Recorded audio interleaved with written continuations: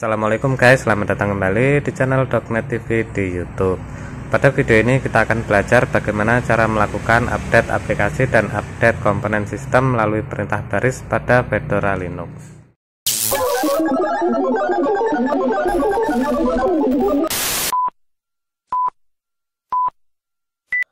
Untuk melakukan update aplikasi sistem pada Fedora Linux sebenarnya ada dua cara yang bisa dilakukan, yaitu melalui grafis dan juga melalui perintah baris. Namun pada video kali ini saya akan mendemonstrasikan cara melakukannya melalui perintah baris saja. Kenapa? Karena perintah baris ini lebih cepat dan to the point teman-teman daripada menggunakan grafis ya. Dan berikut ini adalah komputer yang saya gunakan.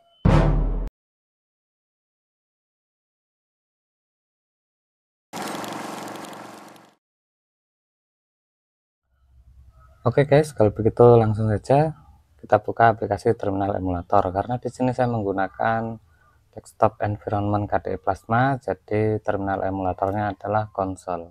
Oke, akan saya sesuaikan dulu agar teks pada konsol dapat terlihat dengan lebih jelas. Update aplikasi dan komponen sistem ini hanya dapat dilakukan oleh administrator atau root. Jadi sebelum melakukannya kita harus login sebagai root atau administrator dengan perintah sudo show, tekan enter, masukkan password root, kemudian tekan enter lagi. Setelah berhasil login menjadi root atau administrator, langkah selanjutnya adalah mengetik perintah dnf update atau disingkat menjadi dnf up, begitu saja ya. Langkah ini bertujuan untuk melakukan update database teman-teman. Jadi sistem kerja repositori pada Linux itu adalah mendownload database dari server, kemudian disimpan secara offline, lalu database tersebut dibandingkan dengan versi aplikasi yang terinstall, sehingga dapat diketahui mana aplikasi yang sudah lama dan harus diperbarui, dan mana aplikasi yang sudah up to date. Untuk prosesnya sendiri memakan waktu yang bervariasi, tergantung dari spesifikasi komputer yang digunakan dan juga tergantung dari kecepatan internet yang digunakan. Dan kemudian banyaknya URL repository juga berpengaruh teman-teman ya. Jadi mungkin ada saja beberapa server mengalami gangguan sehingga atau mengalami over traffic ya. Jadi proses download database ini sedikit lebih lambat.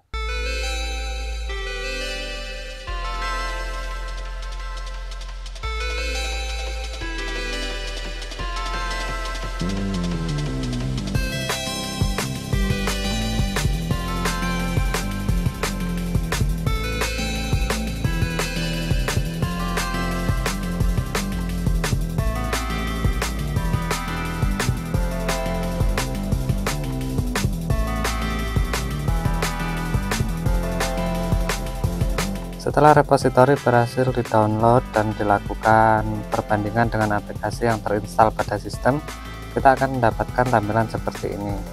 Ini adalah tampilan perbandingan atau daftar aplikasi yang perlu untuk dilakukan update atau yang dapat diupdate teman-teman ya. Jadi versi terbarunya sudah tersedia secara online. Di sini ada beberapa warna yang membedakan teman-teman ya. Jadi yang warna hijau merupakan paket-paket yang siap untuk diupdate, kemudian yang menggunakan teks berwarna merah itu merupakan aplikasi yang akan di uninstall teman-teman, akan dibuang saat kita menyetujui proses upgrade ini.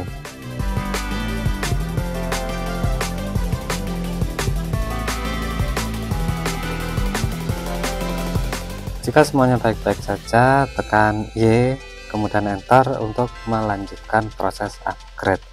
Proses ini memakan durasi yang bervariasi lagi teman-teman ya, karena di sini bisa kita lihat untuk program baru yang diinstal ada 17 paket, program upgrade ada 672 paket, dan yang dibuang ada 7 paket dengan total kapasitasnya yaitu 1,8 giga teman-teman.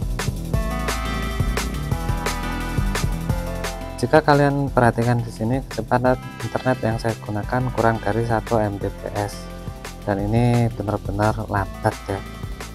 Untuk mencapai nilai 99%, komputer saya memerlukan waktu sekitar di atas 30 menit, hampir 35 menit.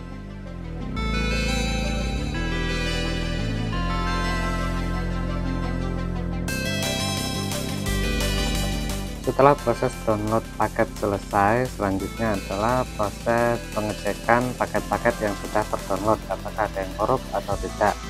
Kemudian barulah paket-paket akan dilakukan upgrade atau update satu per satu, dan ini memakan waktu yang berbeda-beda ya, karena setiap komputer memiliki spesifikasinya masing-masing.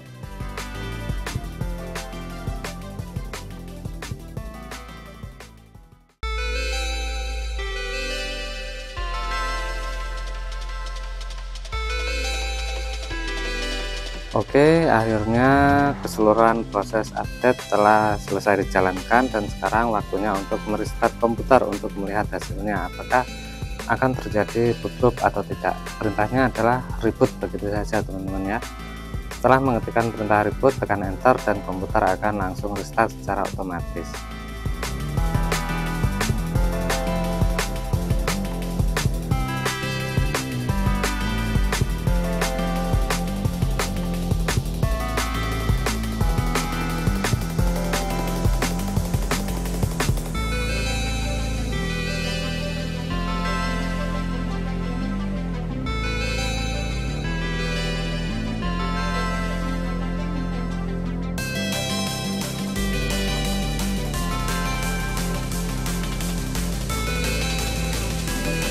Oke, akhirnya komputer berhasil booting dengan normal teman-teman ya. Jadi proses update dan upgrade yang kita lakukan ini berjalan dengan sempurna, baik-baik saja dan tanpa masalah.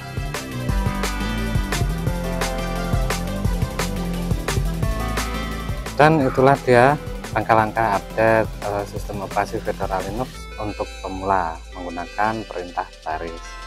Semoga bermanfaat ya, dan terima kasih buat teman-teman yang sudah menonton. Subscribe jika kalian suka, atau tulis komentar jika ada sesuatu yang kurang jelas. Oke, kalau begitu sampai jumpa pada episode selanjutnya, dan wassalamualaikum warahmatullahi wabarakatuh.